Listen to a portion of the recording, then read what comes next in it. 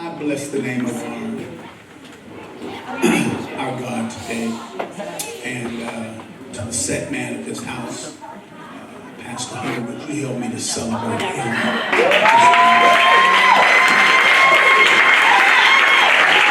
Come on, celebrate him. Would you please?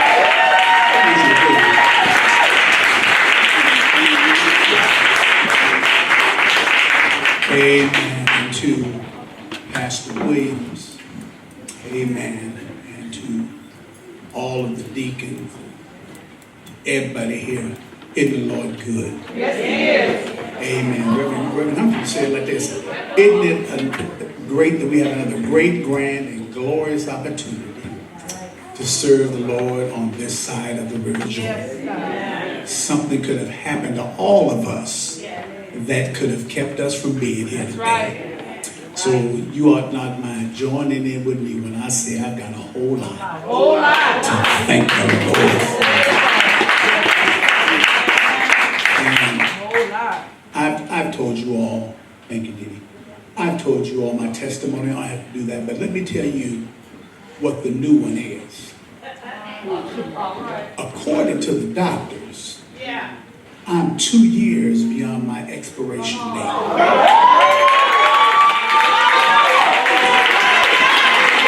You are here. 2 years. Doctor said I should have been dead 2 years ago. But here I stand. Oh, yeah.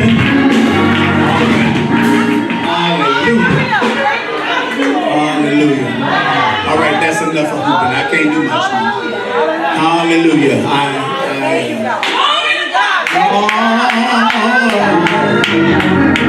I know he's all right. Yeah, the doctors told me I went to UCSF and they said my lungs were in rejection. And I said, well, how long do I have to live? She said 8 months. Well, that was over 2 years ago. But here's the other part of it, Sonia. People that have been less sick than I. People that weren't sick at all. God called them home. I just got out the hospital. Sitting in there with pneumonia, but the Lord allowed me to bounce back. Hallelujah. And so I promised him that I would give him the praise every chance I got. Hallelujah. So I bless the name of the Lord today. Hallelujah. That's another sermon to shout out right now. Because when I think of his goodness and all that he's done for me, hallelujah. Let's go to the Word of God before I shout.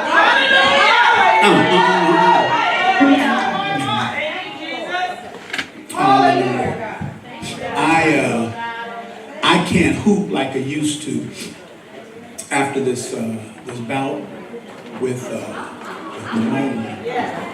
But the Word of God never required a hoop. That's a celebration for us. Amen. But the Word of God has nothing to do with that. And so today, if I don't give you much of that, I hope what I give you will help you. Amen. Amen. As Pastor said, I'm retired. And can I be honest with y'all? This is only my second time in church in 3 months. When I retired, I meant it. You better believe it. And you know, I've been in church now for 55 years. So I figured I could take off 3 months. Amen. Amen. And the Lord would still honor that. And so I'm slowly getting back into going back. Amen. And visiting other churches. Staying away from Olivet Stockton because I want the young man that's there to be able to have a sure footing without the pressure of having to see me there every Sunday. Amen. So my wife and I are visiting different places, and so that's what's going on. But I'm glad to be here today. Thank you, man. Amen. Let's go to the Word of God. Luke 19. Luke 19.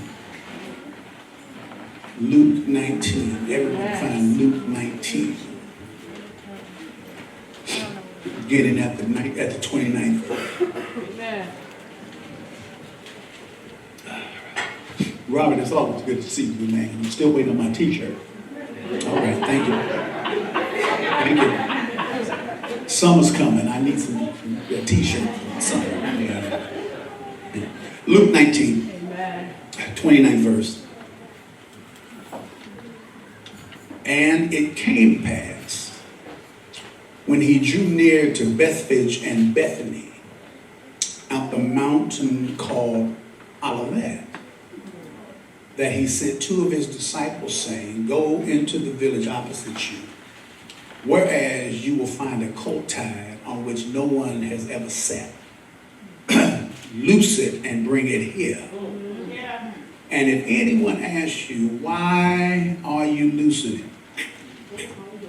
Thus you shall say to him, because the Lord hath need. Amen. Let me talk about the seriousness of your service and sacrifice.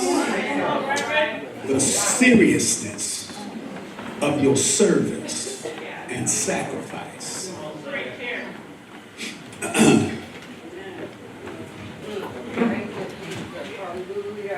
A man was killed at a railroad crossing one summer evening in 1891. His relatives subsequently sued the railroad, claiming that there was negligence on the part of the watchman. At that time, they had watchmen that would watch the crossing so that no one would get killed. Right. And so they sued the railroad, Pastor Hunter. And during the trial, the watchman was called to the witness stand. And the prosecuting attorney asked him a few questions. Well, Floyd, he said, well, were you on duty at the time of the accident? And the man said, yeah, I was there. He said, sir, did you have a lamp? He said, yes, I did. Y'all gonna help me this morning. Yes, sir. Did you wave your lamp so that they could see what was going on? He said, yes, sir, several times. So as a result of this man's testimony, the watchman helped the railroad win the case. So later on that month, an officer of the railroad came to see the watchman to thank him for giving evidence in the favor of the railroad. Y'all gonna help me, right? The officer said to the man, he said, tell me, Mr. Jarvis, were you nervous during questioning at the trial? The man said, yeah, because I feared that every moment he was gonna ask me, was my lamp lit? Because listen, y'all, it's very easy to play the role, but we become adept at playing the role and making people think our lamp is lit. Can I get a witness? Saying praise the Lord, sounding all spiritual. Your lamp looks lit. Wearing nice Sunday go to meeting suits. Your lamp looks lit. Going to church every Sunday. Your lamp looks lit. Carrying a Bible that's never been cracked. Your lamp looks lit. Singing high notes and living low lives. Oh man, I'm walking down someone's street today. Turn to your neighbor and say, your lamp looks lit. Praying long prayers, having short walks. Your lamp looks lit. Speaking in a tongue that only you know. Guess what? Your lamp looks lit. Shouting out of emotion instead of devotion. Your lamp looks lit. Because we can go through the motions of outward religiosity. We can wave our lamps wildly, but it accomplishes nothing if our lamps are not lit. So ask your neighbor today, is your lamp lit? Listen, people, the night is dark. Many souls are lost and have no hope but us. And here we are swinging a lamp that has no oil in it. And if it has oil, you're still not lit. Or you're lit from the wrong thing. Oh, man. Because listen, the lamp is symbolic of your service. So if your lamp is out, maybe this message is for you. If you've been in the back waving your lamp that isn't lit, hopefully you can blend in, and hoping that you can blend in. This message is for you. If you were once faithful, but now Pastor Hunter and the church barely sees you, unless you need something, this message is for you. So today, let's look and see what this text is tailored to teach us. First of all, I think the text is designed to teach us that the Lord needs your service. Say that after me, the Lord needs my service. Verse 29 and 30. And it came to pass when he came nigh to Bethphage and Bethany at the mount called the Mount of Olives, he sent two of his disciples, saying, Go ye into the village over against you, in which at your entering ye shall find a colt tied, whereon yet never a man said, Loose him and bring him hither. Say it after me again, the Lord needs my service. He needs your service now more than ever. The world is dying. Children on Facebook have lost their minds. Oh, come on, somebody ought to help me. They're doing things and children are acting up in ways that we've never seen before. Am I right about it? But listen, grown-ups, we've got to start acting like adults if we expect our kids to. Oh, somebody ought to help me preach. You wonder why we're losing this generation and they're not going to church? It's partly because many of them see inauthentic living in the lives of their parents. And if the mama and daddy are living inauthentic lives, guess what? The children are going to live inauthentic lives. We need parents and children in service. Murders everywhere, foolishness in the church, craziness in the schools, sadness in our home. The Lord needs our service. Don't worry about that, it's okay. But if he is going to have our service, I believe there are things that we must remember. So let's take a look at the text. First of all, if the Lord is going to have your service, learn to be who you are. Touch yourself, say, be who I am. Listen, y'all, look at the text. He said, go get a colt. It was a colt. It wasn't a horse. It wasn't a camel. It wasn't a chariot. It wasn't a leader. It wasn't a ferry. It was a colt. Now listen to this, y'all. Other translations say that it was an ass. That's all it was a colt. That's it. Now listen, if you're going to serve, just be who you are. Oh, come on, somebody ought to help me today. If you sing, be a colt and not a horse, if that's what God called you to. If you sing, be yourself. If you preach, be yourself. Like E.K. Bailey used to say, bloom where you're planted.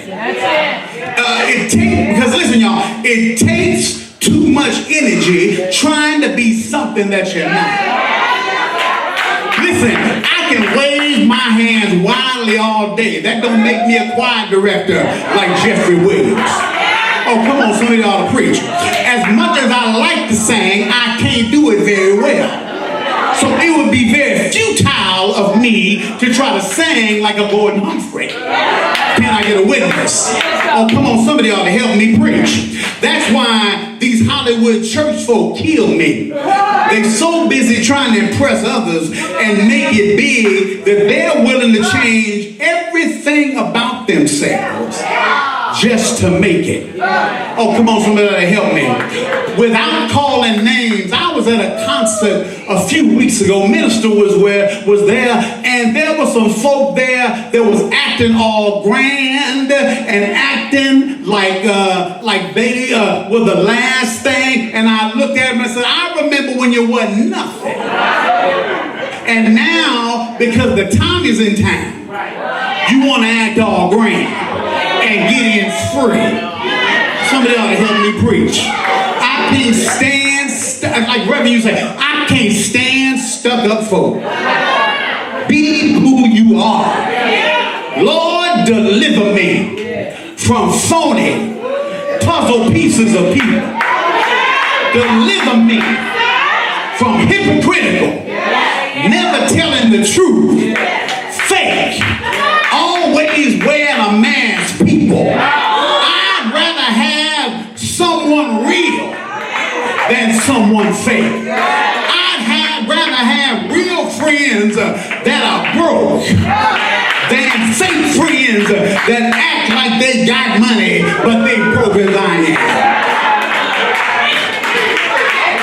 Somebody ought to help me preach. You know, I've always tried to be the best real person I can. And I've gotten to the point, Jeff, well, I don't care if you don't like me. So can I get a witness? Because guess what? I'm pretty in love with myself. So I don't need you or anybody else to like me. Can I get a witness? And I ain't going out of my way to impress you. If you don't like me with my sick self, if you don't like me with my half-breathable lungs, my messed up kidney, and all the other stuff I got going on, too bad for you.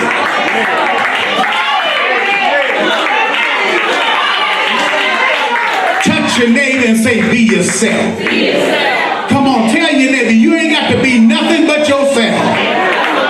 Because listen, it takes too much energy not to be yourself. Trying to be something else. And if you're going to serve, you got to learn to be yourself. Because you're just as important serving behind the scenes as you are serving here.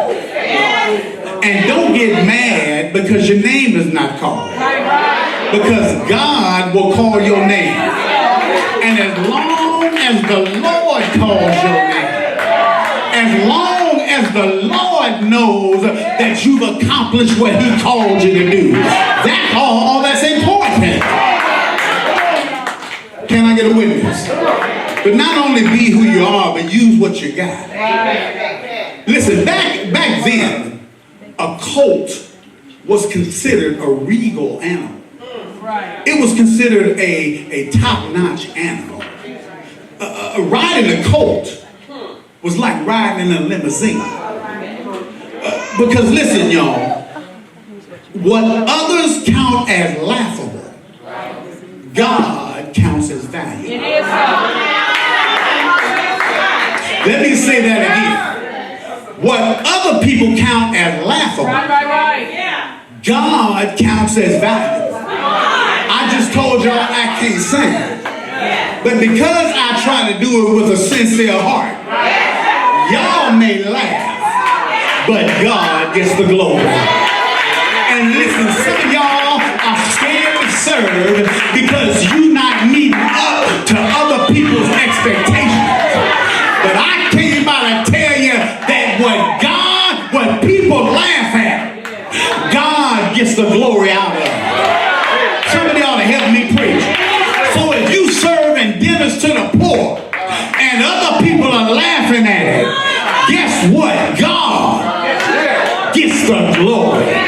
If you standing at the door helping people come to the church and other people are laughing at it, God is getting the glory out of it. Somebody ought to help me preach. If you're doing it for God, God gets the glory.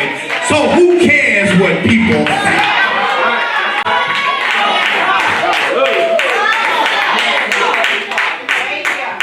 So listen, y'all.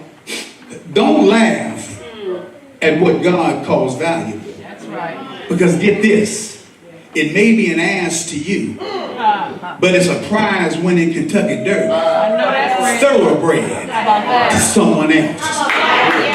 Let me say that again. It may be an ass to you. And I ain't cussing. But it's a Kentucky Derby thoroughbred to somebody else. So you be careful who you call an ass. You be careful who you call the backside of a donkey. Yeah, because it may be that to you, but God looks at it and said, that's my child. That's why you got to be careful who you talk about. Because the same folk you talk about now may be people to bless you later. And you call them an ass now. But guess what? You're going to need them later. Can I get a witness? And so use what you got. Whatever you got, it don't matter whether it's big or small. David Bell used to say, God uses ordinary people. People like you and me to get his work done. Can I get a witness? But then thirdly, on this text, serve where you can. Let me say that again, serve where you can. Now say that after me, serve where you can. Look at this. Look, if you read the text and you read the backside of the text, Jesus started the journey towards the colt in Jericho, where he bestowed sight on Bartimaeus and salvation on Zacchaeus. He then came up a mountain pass from Jericho to Jerusalem. Y'all helping me? He stopped over the Sabbath in the home of Martha, Mary, and Lazarus in Bethany, and then on a Sunday morning made his entry into Jerusalem. You got to go back and read the preceding chapters to get there. It was in Bethany that the master told his disciples to go find the colt. Now listen, y'all, like Jesus, your service should be ongoing. Can I get a witness? Your service should never stop. Your service should never cease. Your service should be ongoing. In other words, you don't come down to the church just once a month and do stuff. The church don't just need you once a month. Church needs you every week. You don't get to pick and choose just because, well, you know what, I don't feel like, none of us ever feel like it. Because listen, if your pastor never felt like it, y'all would get mad at him and vote him out. Can I get a witness? But why is it okay for him to work and kill himself while you sit at home doing nothing? Watching soap operas or whatever's on TV at the time. Atlanta Housewives and all that foolishness. And y'all know it's foolishness. Can I get a witness? Listen, y'all, it is time out for saying what you won't do. Oh, let me say that again. It's time out for saying what you won't do. In other words, you do not get to have the choice to pick and choose what ministry needs done at the church. Now, I understand everybody's got gifts and callings. I understand that everybody has things that they are specialized in. I get that. But sometimes, baby, you got to work beyond what you think you've been called to do. Reverend Humphrey said, I remember years ago, Reverend said, Jim, I need you to teach the youth. And I said, Reverend, that ain't my calling. He said, I don't care what your calling is. I expect you to be down here Saturday to teach the youth. Now, it wasn't but three of them. Shanette and the two others. I don't remember who they were. And Reverend did not give me the choice about ministry. He said, if you can preach, you can teach. If you can teach, you can pick up a broom.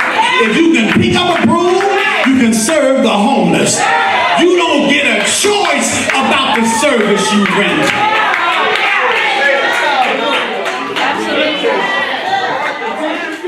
Some of y'all can do a whole lot more than you've been doing. And Pastor Hunt and I have not talked. But some of y'all are just downright lazy. You want the glory. Oh yeah, you want them to call your name. But you ain't willing to do the real work. Because see, listen y'all, the work that you see me doing, this is easy work. The real work comes Monday through Saturday. Coming to church is easy. And guess what, y'all? This ain't service. People talking about, I'm going to church to serve the Lord. No, you ain't. You come to church on Sunday to worship Him. Service takes place after the benediction.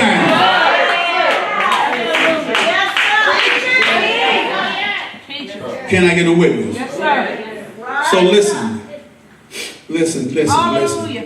It's time out for saying what you won't do. Time out for saying what you can't do. The Lord don't care about your ability. He's concerned about your availability. Because listen, if He gets your availability, He will give you His ability.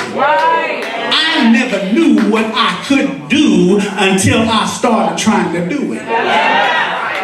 You would be surprised what you can put your hands to do if you would only be available to do it. There would be people in every pew if some of you would get off your rusty dusty and start doing and stop beating.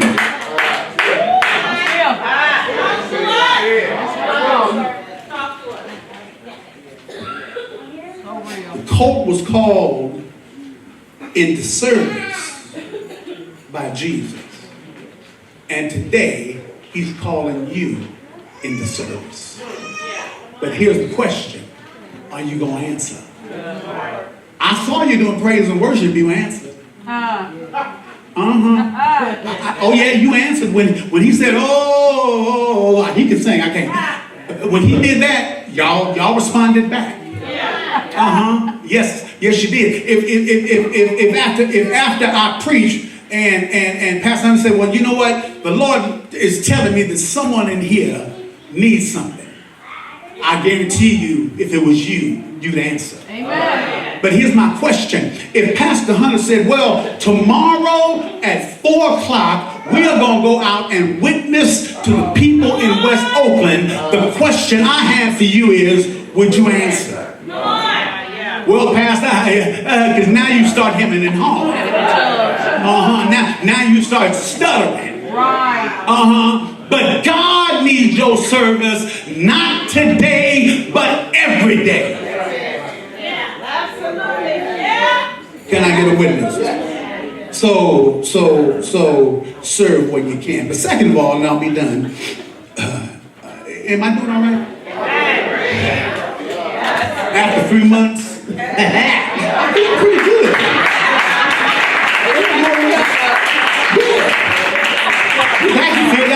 Maybe I should unretire. Find me a church in Sacramento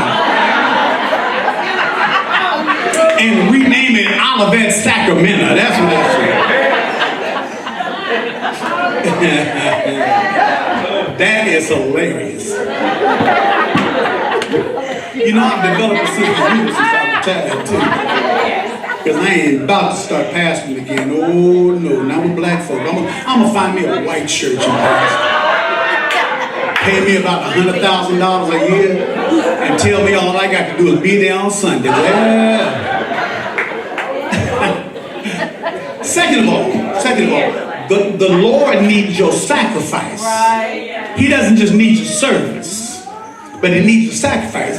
Look at 31 through 36, and I'm not going to read the whole thing, but that's where it's found. And if any man asks you why you loose him, thus you shall say to him, because the Lord hath need of him. And they that were sent went their way and found even as He said to them. And as they were loosing the colt, the owners of thereof said, why are you loosing my colt? In other words, why are you taking my animal from me? And they said, said, the Lord had need of him. And they brought him to Jesus and cast their garments upon the colt, and they set Jesus thereon. And as he went, they spread their clothes in the way. Listen, y'all, the Lord needs your sacrifice. The songwriter asked this question, old school songs, is what shall I render to God for all his benefits towards me? Listen, Jesus sent his disciples to look for the man with the colt, and when they found him, they said the Lord had need. Notice in verse 33 that when they found the colt, all they did was untie the colt and they went on their way. Listen, the implication, the suggestion here is that there wasn't any argument from the owner of the colt. Once he found out who needed it, he didn't argue, he didn't fight, he simply turned over the reins of the colt to the disciples. The Lord needed it, and the owner gave it to them willingly. There was no argument. I hope y'all hear where I'm going. There wasn't no debate. There was no saying, well, let me pray about it. Because you know that's the good excuse. When we don't want to do something, well, Pastor, I'm going to pray about it. And, you know, I'll get back to you after I pray and see what the Lord said. You know, I mean, you know, the Lord ain't told me. Not realizing that the authority lie in this church for what happens does not lie in prayer, it lies in him. That's real. Now you should pray and ask the Lord to help you do it instead of praying and asking God, how can I get out of it? Because here's the rub. You already know the answer. You're just using prayer as an excuse to not answer the call to sacrifice. Stop using the Lord as an excuse when you don't want to do something. God is calling you to sacrifice something. So my question is this: what are you willing to sacrifice so the kingdom can be enlarged? Let me say that again. What are you willing to sacrifice so that the kingdom will be enlarged? You do know that the kingdom is pregnant. You do know that the kingdom is 9 months pregnant. And it needs a midwife or a nurse or someone to deliver the child.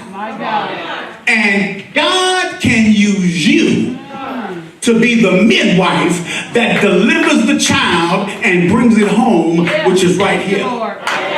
But if you're so busy making excuses about I ain't got no training, well, you don't need much training. Come to Jesus as you are. That's all you got to say. All you got to do is say, if you accept him, he'll save you. That's how you deliver the child. Can I get a witness? But listen, y'all, what are you willing to sacrifice so God's church can be edified? Can I get a witness? Stay up here. What are you willing so that God's church will be edified and God himself will be glorified? Let me say that again. What are you willing to sacrifice so that God's church will be edified and God will be glorified? Can I get a witness? Listen, every time you give, whether it's your time, your talent, or your tenth, God's church is edified and God's name is glorified. So guess what? When you hold back on your time, your talent, and your tenth, God's church loses that edification and God's name loses that glorification. I don't want to be caught not giving God the glory, and I don't want to be caught not building God's church up. Lord, deliver me from saints that all they want to do is have fun at church. They want to shout at church, but they don't want to work at church. Because then you're missing an opportunity to edify God's church and glorify God's name. Can I get a witness? Because listen, you all, here's the other rub. It's easy to sacrifice if you're getting something out of it. It's easy to give if someone says you're going to get back double for your trouble. Can I get a witness? And you know, that's why folks are being separated from their money these days anyway. Because you got these fake charlatan preachers that are telling you that if you just give a certain amount, that God's going to give you double for your trouble. But you know what, y'all? God sometimes don't give you double for your trouble. And he still expects you to give. Listen, y'all. What if the expectation is that the Lord wants you to give back and sacrifice with absolutely no expectation of getting anything back? What you gonna give then? Because look at the text. The man gave the colt and got nothing in return. But he gave it willingly. Tamara, can I get a witness? Because listen, y'all, that's why most churches, including this Olivet and other Olivet, are at times struggling. Because most folks aren't willing to sacrifice themselves for the greater good. Oh, come on, somebody help me. In most cases, it's 10% of the people doing 100% of the work. Oh, come on. Doing 100% of the work. But when you get in trouble, then you want the church to bail you out. Uh-oh. You want the church to come to your rescue. But when your ass to come to the rescue of the church, then you're conveniently busy or altogether absent. Should I say that again? In most cases, 10% of the people are doing 100% of the work. But when you get in trouble, you want the church to bail you out. You want the church to come to your rescue. But when you're asked to sacrifice for the church, then you're conveniently busy or altogether absent. That's part of why I had to retire from Olivet. Because I was doing all the work and they were just sitting back getting all the glory. Listen, y'all, some folks get mad because the church don't give them everything they want. But listen, y'all, don't come in and give $1 every Sunday when you know you can get more. And then when you need help, you get mad because the church don't give you what you want. That's not sacrifice, that's selfish. Listen, y'all, we make excuses. It's too hot. It's too cold. It's too rainy. It's too sunny. It's too this. It's too that. It's always something. But listen, y'all, we need to stop looking for excuses. Am I all right? We need to stop looking for excuses while we can. And listen, we need to start looking for reasons why we can't. Every time you want to say what you can't do, I want you to remember what Jesus did. Because he didn't make no excuses. What did he do? Born of a virgin. He left home. Born of a virgin. Talked about. Lied on. But that ain't the good part. He went to a place called Calvary. Can I get a witness? I had a thorns put in his brain. He had a spear in his side. Can I get a witness? They hung him high. They dropped him low. And then they spit on him until he died. And y'all know he died. Come on, say he died. Didn't he die? He died until the earth started reeling and rocking like a drunken woman. He died till the moon dripped down in blood. He died until his own father forsook him.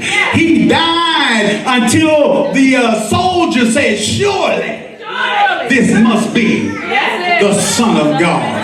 They put him in a borrowed tomb, laid there all night Friday night, laid all night Saturday night, but early Sunday morning he got up.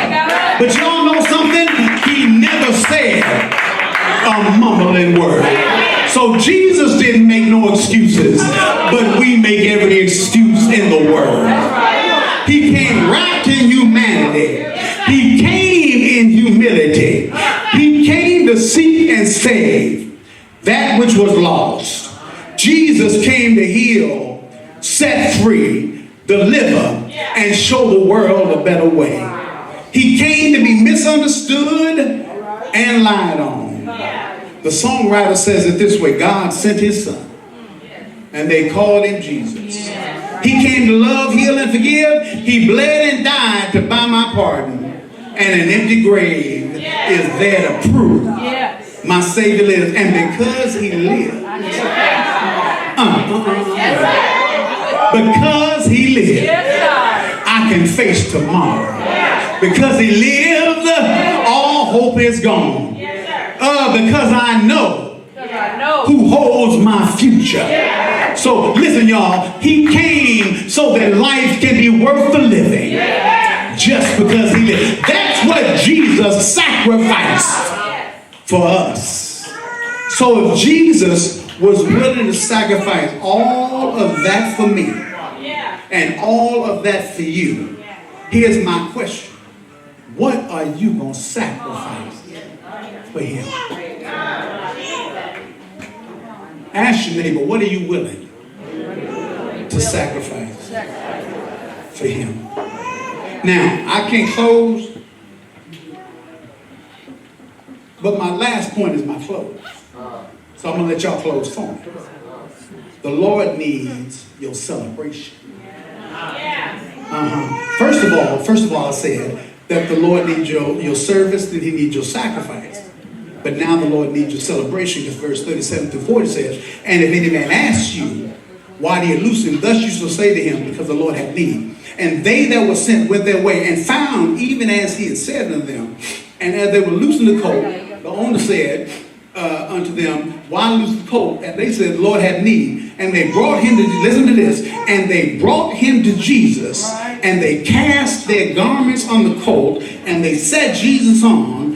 And as he went, they spread their clothes in the way. If you read the rest of the text, that's when he made his triumphant entry into Jerusalem. And they celebrated him.